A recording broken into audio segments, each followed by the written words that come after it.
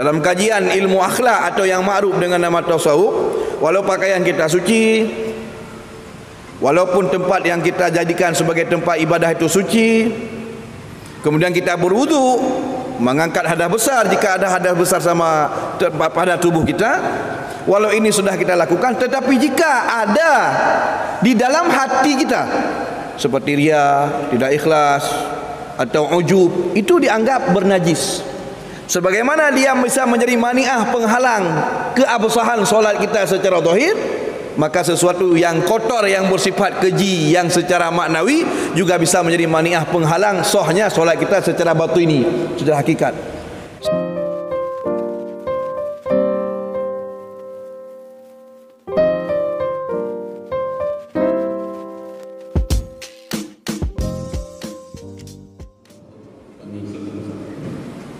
Assalamualaikum warahmatullahi wabarakatuh.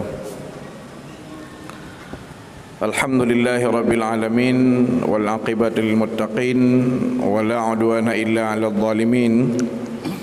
Asyhadu an la ilaha illallah wahdahu la syarikalah, wa asyhadu anna sayyidana Muhammadan abduhu wa rasuluhu alladzi la nabiyya ba'dah. Allahumma salli wa sallim ala sayyidina Muhammadin wa ala alihi wa ashabihi ajma'in. Rabbi syrah li sadri wa yassir li amri wahlul 'uqdatam min lisani yafqahu qawli. Rabbi zidni ilman warzuqni fahman wa raditu billahi rabban wa bil islami dina wa bi sayyidina Muhammadin sallallahu alaihi wasallama nabiyya wa rasulah. Yang mulia bapak-bapak, ibu-ibu, para sidang pendengar pengajian rahimakumullah. Allah berfirman dalam Al-Quran yang mulia dalam surah Al-Baqarah ayat 151, kama arsalna fikum rasulam minkum yatlu alaikum ayatih, kama arsalna fikum rasulam minkum yatlu alaikum ayatina wa yuzakkikum wa yuallimukumul kitab wal hikmata wa yuallimukum ma lam takunu ta'lamun. Kemudian fadkuruni azkurkum washkuruli wa la takfurun, ke akhir ayat. Kama arsalna, sebagaimana kami telah mengutus, fikum di tengah-tengah kamu, rasulan, seorang rasul, minkum, dari golongan kamu sendiri, artinya sama-sama manusia seperti kamu. Kemudian sama-sama orang Arab, sama seperti kamu. Ayat ini hampir senada dengan firman Allah, laqad ja'akum rasulun min anfusikum. Demi Allah, sungguh telah datang kepada kamu rasul min anfusikum, dari diri kamu. Jadi ulama qiraah membacanya dua, min anfusikum, dan boleh dibaca min anfa. Min anfusikum, min anfasikum. Kalau anfusikum dari diri kamu, artinya sama-sama manusia seperti kamu. Kemudian sama-sama suku Arab supaya memudahkan interaksi, tanya jawab. Kemudian ketika dibaca min anfasikum, bermakna orang yang terbaik dari kamu. Kama arsalna fikum, sebagaimana kami telah mengutus di tengah-tengah kamu, rasulam minkum, seorang rasul dari diri kamu sendiri. Yatslu alaikum, yang rasul itu membacakan, mengajarkan, alaikum, kepada kalian, ayatina, akan ayat-ayat kami, wa yuzakkikum, tazkiyah, rasul itu menyucikan kamu, menyucikan kamu, minar razilah, daripada sesuatu yang kotor. Kotor ada dua macam. Yang pertama hisian, kotor yang bersifat indrawi. Orang-orang Arab jahiliyah, mereka kan tidak punya syariat cara menyucikan pakaian, menyucikan tempat. Kemudian datanglah syariat Nabi Muhammad yang mengajarkan istinja, cebok, menyucikan tempat, menyucikan pakaian. Sehingga dalam firman Allah Ta'ala yang pertama sekali diturunkan setelah Iqra bismi rabbikal ladzi khalaq, dalam Al-Mudatsir, Wa thiyabaka fatahhir. Pakaianmu sucikanlah. Langsung diajarkan oleh Allah Subhanahu wa taala, diperintahkan bab bersuci, fatahhir, sucikan. Kemudian disucikan yang kedua adalah yang bersifat ma'nawiyan. Sesuatu sifat yang kotor tetapi tidak terlihat. Bukan yang indrawi, yang hissi, tapi maknawi. Seperti syirkun, syirik. Syirik itu sesuatu yang najis, najasah. Jadi makna logat daripada najasah itu al-istiqdar, sesuatu yang kotor. Sesuatu yang kotor, itu najis. Sehingga ketika ada firman Allah surat Taubah, innamal musyrikuna najasun, hanya saja orang musyrik itu najis, tidak melahirkan hukum jika bersentuh dengan orang kafir wajib disucikan tubuh atau menyuiduk dengan kafir dalam masjid itu biji pada lama. Tidak. Karena najasun yang dimaksud di situ adalah i'tiqaduhum, keyakinan mereka itu kotor. Jadi bukan hissi, bukan tubuh mereka yang kotor, tetapi keyakinan mereka itu kotor. Kenapa? Karena mereka mempertuhankan, meyakini sesuatu yang tidak layak menjadi ma'bud untuk menjadi ma'bud. Jadi ini maksud daripada wa yuzakkikum. Rasul itu mensucikan kamu dalam dua sisi, baik disucikan dari radilah sesuatu kotor yang bersifat indrawi sebagaimana contoh yang sudah saya jelaskan, ataupun disucikan dalam sesuatu yang bersifat maknawi seperti syirik, riya. Makanya dalam ajaran Islam itu malah ada ayat dalam Al-Quran yang berbunyi innallaha yuhibbut tawwabina wa yuhibbul mutatahhirin. Allah sangat mencintai orang yang bertaubat dan orang yang mensucikan diri. Tentu mensucikan diri dari dua, baik dari yang zahir ataupun dari yang batin. Sehingga sebuah ibadah yang kita lakukan dalam kajian ilmu akhlak atau yang ma'ruf dengan nama tasawuf, walau pakaian kita suci, walaupun tempat yang kita jadikan sebagai tempat ibadah itu suci, kemudian kita berwudu, mengangkat hadas besar jika ada hadas besar sama pada tubuh kita, walau ini sudah kita lakukan, tetapi jika ada di dalam hati kita seperti riya, tidak ikhlas atau ujub, itu dianggap bernajis. Sebagaimana dia bisa menjadi mani'ah, penghalang keabsahan solat kita secara zahir, maka sesuatu yang kotor yang bersifat keji yang secara maknawi juga bisa menjadi mani'ah, penghalang sahnya solat kita secara batini, secara hakikat.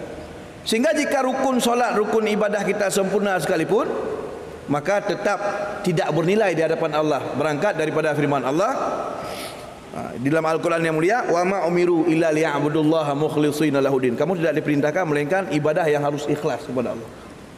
Wa yuzakkikum, supaya menyucikan kamu. Wa yu'allimukumul kitaba, supaya ia Nabi mengajarkan kamu Alkitab. Jadi Alkitab yang dimaksud itu adalah Al-Quran. Wal hikmah, kemudian di'ataf wal hikmah. Para ulama, jumhur ulama mufassirin, kebanyakan para ulama mufassirin memahami makna daripada al-hikmah hiya sunnah. Yang dimaksud dengan hikmah adalah sunnah Nabi SAW. Sehingga ada hukum-hukum yang nantinya penjelasannya dijelaskan melalui sunnah Nabi, sehingga dapat menyebabkan seseorang itu keluar dari agama, bukan hanya saja mengingkari firman Allah, juga mengingkari sebuah sunnah dari sunnah-sunnah Nabi SAW, yang memang sunnah tersebut masuk dalam kriteria ma'lum minad din bi darurah, sesuatu perkara agama yang mudah diketahui oleh segala lapisan masyarakat, baik orang yang terpelajar ataupun orang yang awam mengetahui dengan jelas bahwa itu bagian dari sunnah Nabi.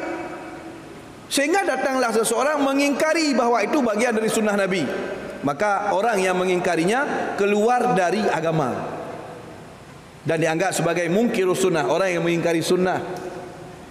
Imam Ibnu Hajar Al-Haytami dalam sebuah kitab yang bernama Az-Zawajir an Iqtirafil Kabair, dalam penjelasan beliau pada halaman 6, dari kitab tersebut menjelaskan bahwa termasuk sebagian dari sunnah, dan ini sudah menjadi sesuatu yang maklum di hadapan para ulama, di hadapan orang-orang Islam, luhusul asabi', menjilat jemari setelah makan.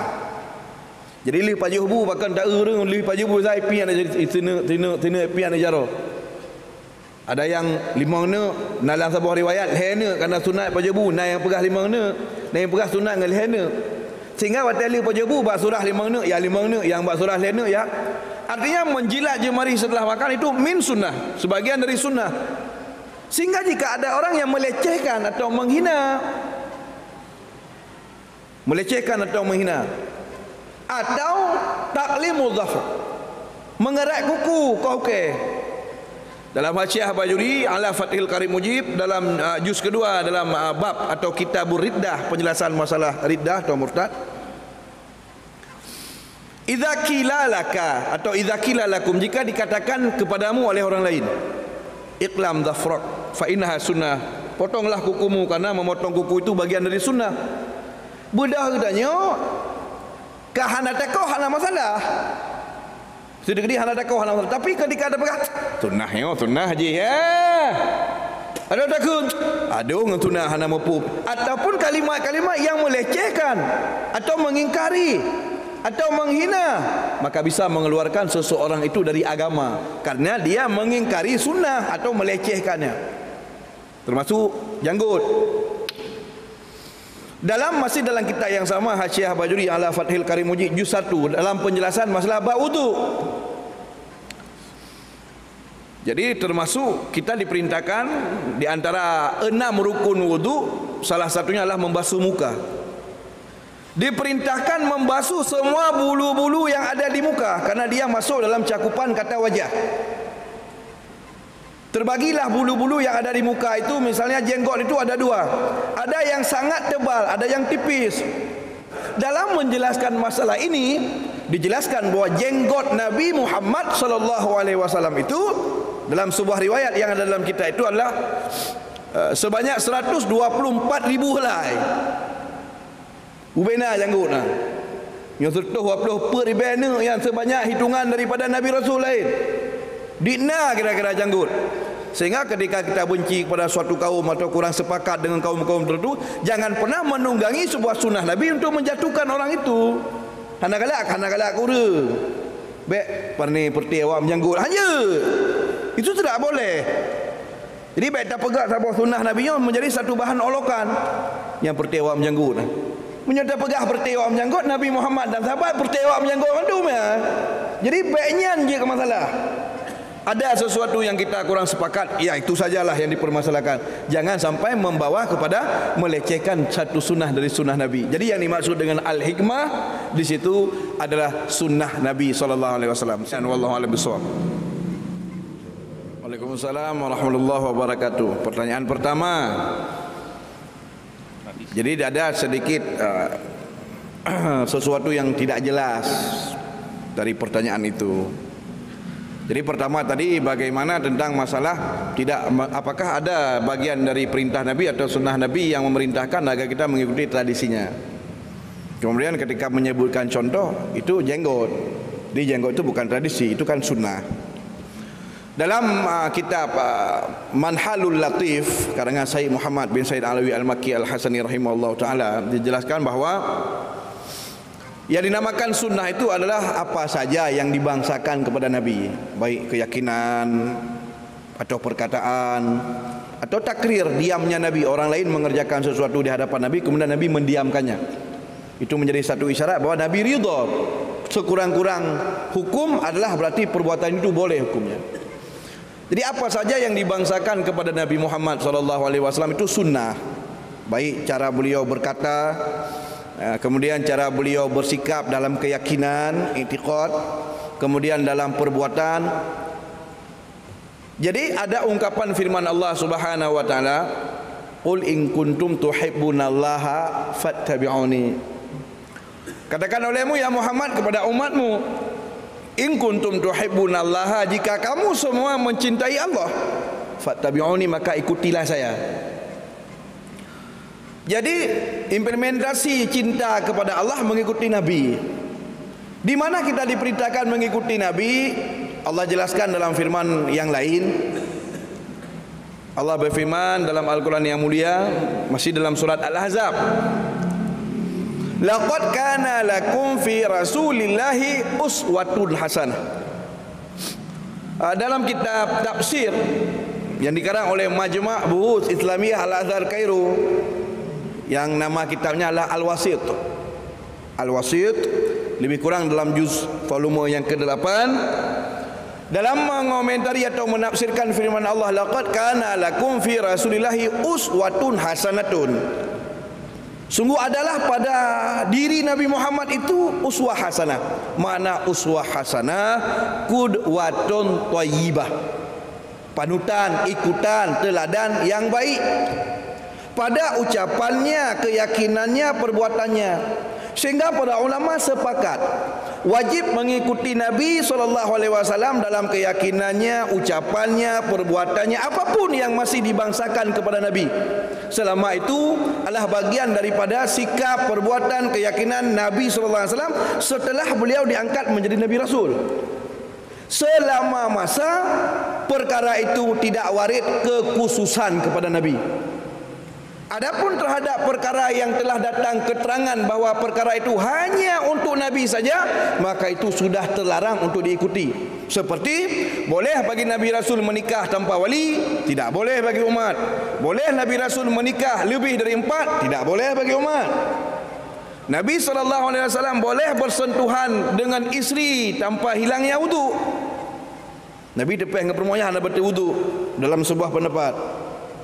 Tinggal Haji Dacok lagi tanya, Dacok dalil yang buat batin depan dengan manamit hana betul. Kecuali memang dia tak taklid kepada mazhab Malik, itu hana masalah. Berarti kan karena dalilnya bunuh dalam mazhab Malik, kan gara-gara nasanya masalah. Pucit karena dalam memahami lumsu yang ada dalam teks ayat aula mastumun nisa. Karena Maliki memahami lumsu itu adalah watok.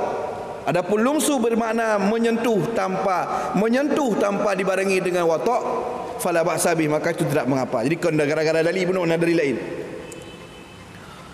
Adapun tentang masalah tradisi, jadi pada diri Nabi Muhammad itu sebelum beliau diangkat menjadi Nabi Rasul kan ada kebiasaan-kebiasaan beliau.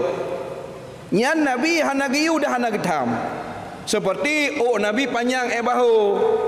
Nyan kan waktu kaji ke Nabi Rasul kau nyang panjang segolom ka panjang bahu tidak menyerupai wanita. Sehingga Nabi hana tam pernah pegah masalah nyo pujen betuan panjang lagi lu hana pegah. Dah hana tam pernah getam Nabi. Karena itu adalah sesuatu yang sudah ada pada Nabi SAW jauh sebelum beliau diangkat menjadi Nabi Rasul.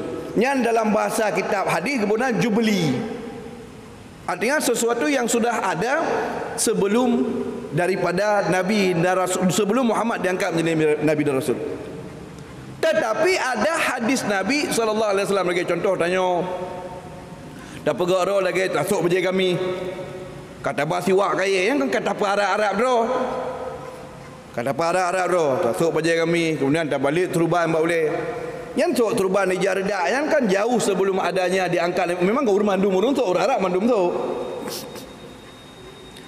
Lalu bagaimana? Ada hadis Nabi SAW yang disebutkan oleh Syekh Nawawi bin Umar Al-Bantani dalam syarah Tanqihul Qaul. Di sana diperintahkan Nabi SAW bersabda, walaupun hadis itu dhaif tapi ada dalilnya.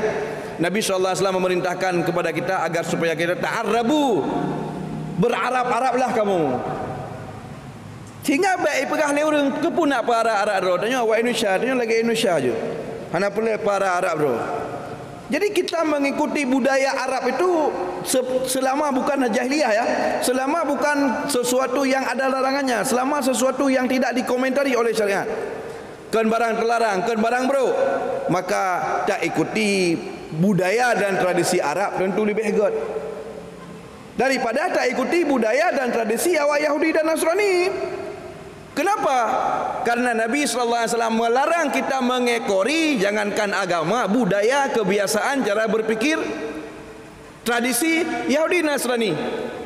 Hadis sahih riwayat Bukhari. Nabi SAW bersabda, bisa anda dapatkan teksnya dalam Hasyiah Syanwani ala Mukhtasar Ibni Abi Jamrah. Hadis sahih Bukhari. La tattabi'anna sananal ladzina min qablikum shibran bi shibrin dhira'an wa dhira'an bi dhira'in hatta law salaku hujra dhab la salaktumu Kelak akan datang suatu masa di mana kalian akan mengikuti kaum sebelum kalian. Selangkah demi selangkah, sehasta demi sehasta, hatta law salaku hujratab, sampai-sampai ketika mereka masuk dalam lubang biawak sekalipun, la salaktumuh, kalian akan mengekorinya. Nabi-nabi hendak galak. Lalu para sahabat yang mendengarkan sabda Nabi bertanya, apakah yang engkau maksudkan adalah kami akan mengikuti Yahudi dan Nasrani? Nabi nak jawab, munyokan awaknya tolong. Kalau bukan mereka siapa lagi? Artinya Nabi hendak galak ke? Tanya tapi Yahudi rod, tapi Nasrani rod. Kan yang dimaksud yang setat agama, menyertat agama Yahudi Nasrani jika kafir ju, pada apa yang pegah? Kata yang Tuhan dengan Tuhan ji, kata entek kafir. Tamu itikut lagi itikut ji, kan entek kafir. Kan yang maksud Nabi hendak galak ke? Tak ikuti cara berfikir ji, budaya ji, tradisi ji, kebiasaan ji. Kau te orang raya kata lilin, malam orang raya kata marcun. Yang contoh. Nah, kemudian malam-malam pergantian tahun baru kamu jaga kayu trompet. Yang dimaksud. Yang mana yang dimaksud? Kemudian dalam minta rezeki macam sebagainya, awayan memudiakan sogok menjogok. Sogok menjogok. Yang dimaksudkan benar. Jangan galak. Tapi terhadap jahiliyah yang nagtam tak ikut Arab adalah Arab versi jahiliyahnya. Seperti bangga dengan nasab. Yang nandu tolong, ya halung nandu to. Yang nagot. Yang Nabi hendak galak ke orang yang membangga-bangga dengan suku, orang yang membangga-bangga dengan keturunan, longnya keturunan ampun polan. Sehingga dalam agama itu, dalam istilah agama itu ada istilah. Katakanlah siapa dirimu dan jangan katakanlah siapa orang tuamu. Jadi ini hanya perlu ya bangga-banggayan. So yang so gede, karena yang diprioritaskan adalah sesuatu yang iktisabiah. Karena keturunan itu tidak bisa kita pilih dan tidak ada usaha. Ia haron orang malim, paling nak pilih lero tu. Kagak pegat tanya dari ia tubuh. Dari pilihan dari sulbi orang alim umpama atau dari keturunan ulamanya hana ada pilih kan, ada pilih jamu lalu mahfud dua lu menjadi pilih ayah malim be hana. Kita tidak pernah memilih itu, sehingga ketika kita terlahir dari orang yang alim, keturunan orang alim, itu hadiah Allah, bukan sesuatu yang sangat hebat, karena kita tidak pernah mengusahakannya. Boh pedang mau togok ke rumah tanya kepu senang tanya. Dia kat sibuk tawik kenapa kan? Nama togoi pada ke rumah lu. Oh, aku fikir ada ron. Jangan ada kita ron tak bangga biasalah pakai ni ron senang dah. Oh, dah lu minta peng sampai peng akhirnya ilmu lu senang dah lu. Ada usaha. Nyomo togoi pada ke rumah tanya kak kabut tanya kak senang apa tega apa kabut teman. Gepilih tanya dari keturunan yang kadang. Ya, biasa bantang yang kita tidak musa. Tapi ketika kita mampu menjadi orang bertakwa, dengan usaha yang kita lakukan yang luar biasa, sehingga dipuji oleh Allah dalam Quran, bima kanu ya'malun, dengan apa yang kamu amalkan, bima kanu yaksibun, dengan apa yang kamu usahakan. Yang benar. Jadi sesuatu yang berbaur jahiliyahnya yang hendak bikut dari Arab. Menyokan larangan yang jahiliyah lebih hebat apa Arab dro tu daripada apa barat dro tu. Teman-teman, sekian wallahu a'lam bishawab. Yang kedua, tentang masalah pada khutbah, sering khatib kita dengarkan ada misalnya penghormatan demi penghormatan kepada Abu Munci, kemudian BKM, Rukan Sampuh Bro Masjid, kemudian awak PAI Langkulah Masjid, Kendai Munci, Munci bibalu lu gantau habis 5 tahun yang kalipah. Kau pilih imunci baru. Jadi 2 bulan bayi lantik imunci baru. Nah imunci awal sih. Jadi penghormatan imunci awal, imunci duduk, imunci dari bawah 3 tu. Jadi habis wadai 6-20 minit kat ranyan mentang. Menyebab mimbar khutbah kota si tulis khutbah 15 minit. Khutbah 20 menit. Tidak boleh membicarakan politik dan khilafiah. Habis wadai 60 minit. Apakah disunahkan yang demikian? Sebetulnya sebatas redaksi yang sudah kita baca, referensi-referensi yang kita miliki dan sudah pernah kita baca, tidak ada kesunahan yang seperti itu. Jadi hanya sunnah, yang mujamalah yang sekadar pelagak tutu benda. Jadi kita harus bisa menyesuaikan bak situasi kondisi tempat. Kira-kira khutbah Jumaat Payang Tat. Jadi itu bukan perbuatan tercela. Kan buat salah tetapi memang tidak disunahkan. Jadi tinggal tiap cocok kira-kira ai gampung khutbah je pegah haba apa 25 minit. Ai gampung je pegah haba. Hanati gerhem-gerhem ai gampung je gelek lai munci yang gerhem. Ai kota kan banyak anak kuliahan, urang perkantoran macam sebagainya dia sesuaikan. Yang menan, menyoperle model-model menan ni tengok agak-agak gampung macut. Yang menan, yang butrip je penghormatan. Puji ke Allah yang mana Allah bak orangnya kat gebar katanya kat peringan langkah kat tajak Jumaat secara berjamaah. Ada hal pegah secara berjamaah ada apa abak sembahyang Jumaat je sembahyang zero. Jadi banyak terkadang kalam-kalam pemborosan. Itu namanya bayan wakil. Waktu terunjuk dan takun mentang bihantam kejadian uyup waktu sebab-sebab. Sehingga dengan takun takun hana tinggal hoi uyup waktu hana tinggal ile kok pasti waktu. Sehingga takun cit waktu nyan bayar wakil, pegah harta kamu pun. Yang mana orangnya katanya ka taringan ka langkah ka dia sembahyang Jumaat secara berjamaah lom. Pi bandar sembahyang zero di Jumaat siti berjamaah. Ngan pegah ka mampu tajak sembahyang Jumaat kamu pun murung agak haji sembahyang zero. Cuma yang kenyan benar terkadang ada sesuatu yang menjadi tradisi dan kebiasaan. Yang terkadang untuk kita revisi, untuk kita perbaiki menjadi satu fitnah dalam beragama.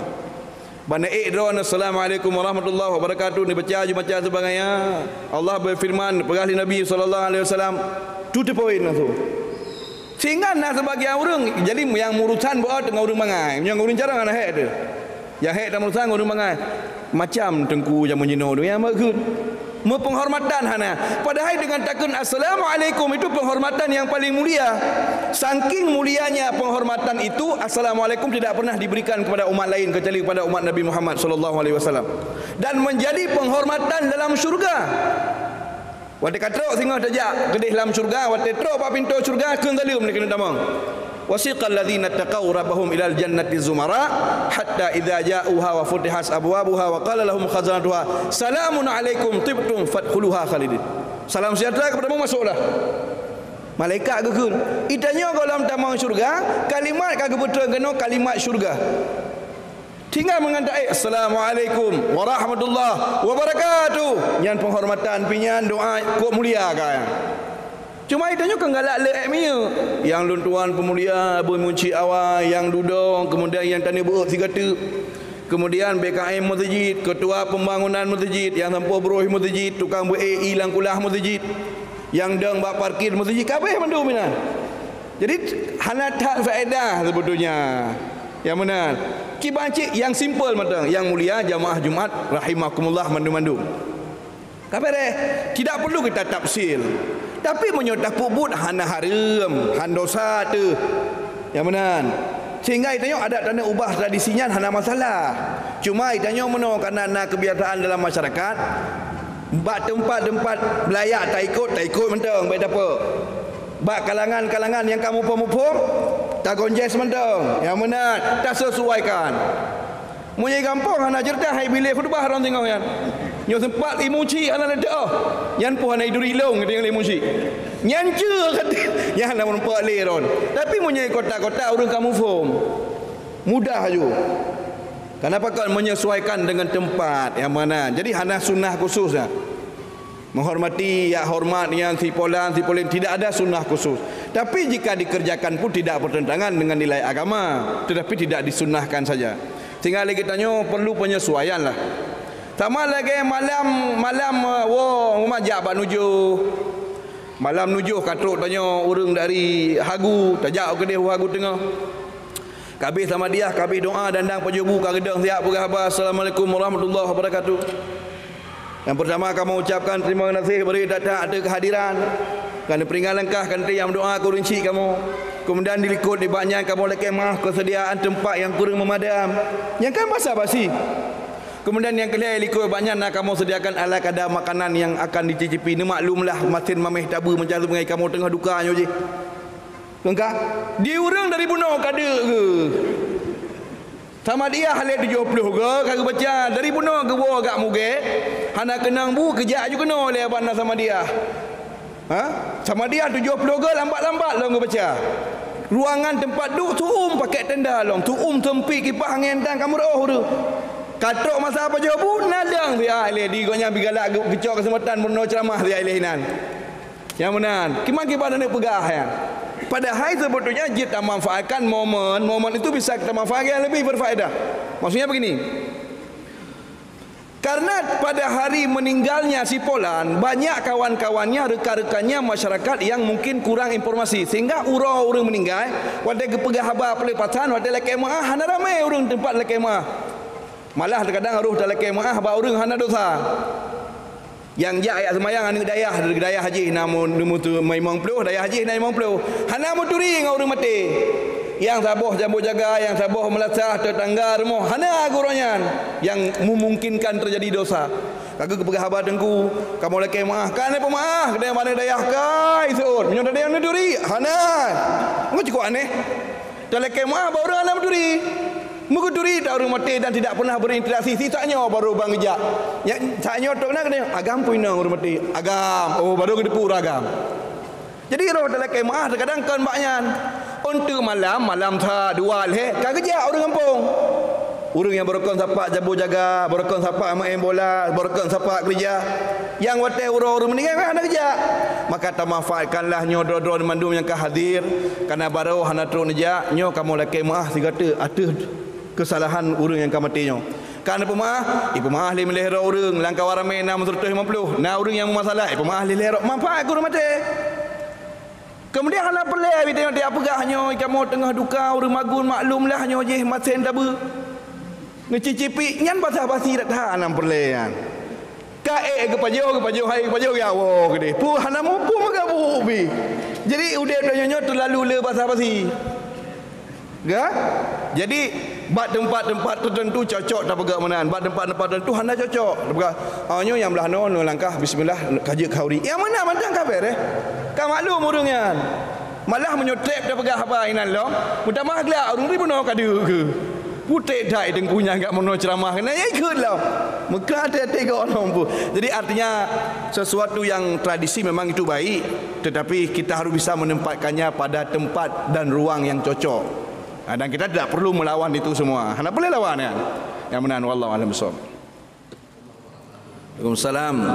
Jadi perlu dibedakan antara kenapa kita katakan mengingkari sunnah itu bisa masuk dalam kriteria keluar dari agama. Jadi ada dua ungkapan kalimat yang hampir sama tapi memiliki konsekuensi hukum berbeda. Pertama, mendustai Nabi. Yang kedua, berdusta atas nama Nabi. Berdusta atas nama Nabi tidak kafir tapi dosa. Contoh, kita menginformasikan sebuah informasi, menjual nama Nabi. Umpama tengok galak tu kerana orang Mekah bawah kurma. Mangak gak lagu bawah kurma, ge pegah li Nabi, ge pajuh bawah kurmanya. So barang pesawat yang pajuh bawah kurmanya tengok, dari Nabi yang nak pegah menan. Yang tak berlawan Nabi, yang gekeun berdusta atas nama Nabi. Tak depu, kita tahu Nabi tidak pernah berkata demikian, tapi kita jual nama Nabi. Ini berdusta atas nama Nabi, hukumnya haram dan tidak kafir. Yang kedua, mendustai Nabi. Maksud dari mendustai Nabi, kita tidak percaya dia Rasul. Goknya Rasul, handa patih. Atau kita percaya bahwa dia Rasul, tapi sesuatu ungkapan daripada perkataan yang sampai yang terbenar itu perkataannya, atau terbenar itu perbuatannya, atau sebenar itu sesuatu yang datang darinya, kita tidak mempercayainya bahwa itu adalah benar ucapannya, benar perbuatannya. Sehingga padahal semua orang telah sepakat bahwa itu benar sunnah Nabi. Contoh, umpama siwak sikat ego. Mandung urang idepu Nabi nagiu tengok sikat ego. Nabi bersabda, "Laula an asyqa ala ummati la amartuhum." Seandainya menyokong, seandainya bukan memberatkan umatku, aku akan memerintahkan mereka setiap kali solat untuk wudu, untuk bersiwak. Tapi karena aku tahu sangat memberatkan umatku, maka aku perintahkan sunat, tidak aku perintahkan wajib. Jadi karena Nabi kedepu sikat ego agak itu yang sering tua-tua atau sangat merepotkan, maka gepu sunat, giu tapi sunat hukum ni sanggira tak bubuk gebi pahala tak ubah handosan. Andai kata bukan memberatkan, cip tip semayang payah siwak, menyuhana siwak hantar semayang. Nah, maka siwak atau sikat ego bagian dari sunnah Nabi. Dan semua sepakat bahwa itu sunnah Nabi. Benar. Dan Nabi SAW menganjurkannya dengan ucapannya dan mencontohkannya dengan melakukannya sendiri. Maka mengingkari sunnah bermakna kita tidak percaya bahawa siwak itu adalah benar perintah Nabi, atau kita tidak percaya bahawa siwak itu benar datangnya contoh dari Nabi. Orang yang tidak mempercayai bahawa itu sunnah Nabi, padahal sudah jelas itu sunnah Nabi, karena informasi yang datang tentang sunnah itu jelas, maka orang yang tidak mempercayainya sama dengan dia tidak percaya, atau sama dengan dia telah mendustai Nabi. Jadi orang yang hendak patih nyan sunnah Nabi, padahal jelas nyan urang nyan sama dengan mendustai Nabi. Orang yang mendustai Nabi nyan gak anggap sebagai dia telah keluar dari agama. Sehingga ketika dia masuk Islam, orang yang kafir tanya, ketika dia masuk, dia diperintahkan untuk masuk Islam, wajib bertaubat. Orang kafirnya wajib dalam Islam. Tidak, orang yang telah terjatuh dalam kekafiran, dia wajib kembali kepada Islam supaya tidak mati dalam kekafiran. Ketika dia kembali ke dalam Islam karena kekafirannya disebabkan mengingkari, maka dia wajib mengikrarkan. Umpama dia tidak mengakui bahawa bersiwak itu sunnah Nabi.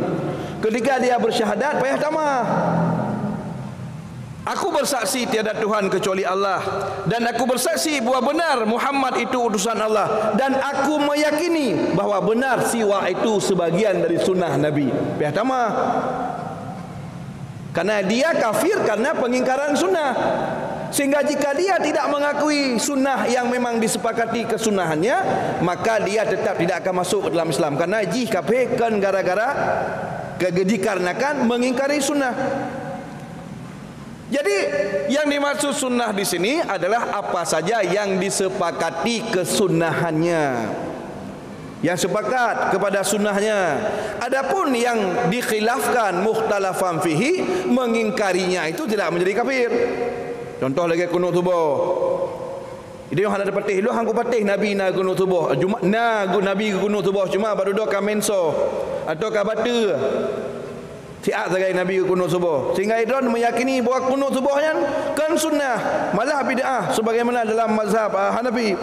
Hanafi punya hang kafir. Karenanya mukhtalafan fihi dipersengketakan. Ya lagi mana? Nya Hanafi pu. Karenanya masih dipersengketakan. Menaci masalah antara hal-hal lain yang masuk dalam ranah persengketaan, perbedaan pandangan. Maka yang dimaksudkan dengan mengingkari sunnah Nabi yang dapat membawa konsekuensi kepada kafir, sunnah Nabi yang disepakati atas kesunahannya. Mandung sepakat. Bagi contoh janggut bunuhnya sepakat. Hana mesira pi ulama yang pegang Nabi hana janggut. Yang benar, menanci tentang masalah sunnah-sunnah yang lain yang jelas. Yang benar, termasuk benar siwak lah, salah satu bentuk sunnah yang sangat nyata sekali adalah siwak. Maka ketika tayu bagok, hai, ambil dua nak siwak. Kecuali dia tidak mengingkari tetapi menghukumi sama. Hai, dia dah basiwak kai. Hana dah basiwak geron. Empat yang sekat ikau kan, pakai pek sodet. Lalu dia berkata, sikat ikonyo sama dengan cik, sama merumpah. Nyo sunnah cik. Itu tidak kafir. Yang kan ingkar sunnah. Cuma ikonnya hanya pakai alat tradisional. Yang mana pakainya? Karena pakai adat dalam kitab fikih kita nyopi dalam segala mazhab, jangankan tak pakai. Sedikit lagi, seminit tu ya tuntah. Jangankan tak pakai sikat igo kacanggih yang na bule kemudian na ubat igo, muta sikat igo ngan anu jarongan menyoibi din na sunah. Takkan Nabi anu jaroron ya, una sikat igo ibi tak pakai ju anu jaroji tak sikat igo. Sunah. Tak pakai anu jaroron hana sunah. Jadi pada bengah tak celok anu jaro tak gosok-gosok. Hana pahala sunah. Kenapa? Tidak cukup rukun. Karena siwak itu ada rukun. Rukunnya termasuk naigo, na alat dengan sikat dan na dengan tamat. Jadi tangan kita ni bukan alat, alat memegang alat. Yang benar. Jadi ketika tersikat dengan ni jaroron hansi rukun sabo hansi alat. Tapi ane jarongan je. Tapi ibu-ibi Nabi pakai ane jaro sihat. Nah, jika ane jarogop gebi pahala sunnah, apalagi jika sikat ego modern. Anak masalah. Yang je ke masalah di saat ada orang yang mengklaim bahawa bersiwak apapun alat yang dipakai tidak sunnah, itu bukan sunnah Nabi, masalah. Demikian, wallahu alam bisawab.